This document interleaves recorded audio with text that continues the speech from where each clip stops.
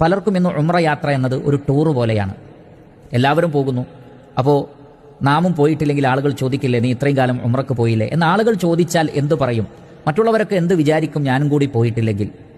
അല്ലെങ്കിൽ മറ്റുള്ളവരോട് ഫഖർ പറയാൻ വേണ്ടി ഞാനും ഉംറക്ക് പോയി, ഞാനും ഇന്ന സ്ഥലങ്ങളൊക്കെ സന്ദർശിച്ചു, അവിടെ പോകുന്നു, കുറച്ച് വീഡിയോസ് എടുക്കുന്നു, ഫോട്ടോസ് എടുക്കുന്നു, ഈ ഫോട്ടോകളൊക്കെ ഫേസ്ബുക്കിലും മറ്റുമൊക്കെ ഷെയർ ചെയ്യണം, ഞാൻ ഉംറക്ക് പോയതായി എല്ലാവരെയും അറിയിക്കണം, എല്ലാവരും അതറിയണം തുടങ്ങിയ ചിന്തകൾ. പ്രിയപ്പെട്ട സഹോദരങ്ങളെ, അത്തരം നിയ്യത്തുകൾ കൊണ്ട് നമ്മുടെ അമല് സ്വീകരിക്കപ്പെടുകയില്ല. ഇന്നമൽ അഅ്മാലു ബിന്നിയ്യാത്ത് എന്നാണ്. പ്രവർത്തനങ്ങൾ സ്വീകരിക്കപ്പെടുന്നത് നമ്മുടെ മനസ്സിലെ ഉദ്ദേശത്തിന്റെ അടിസ്ഥാനത്തിലാണ്.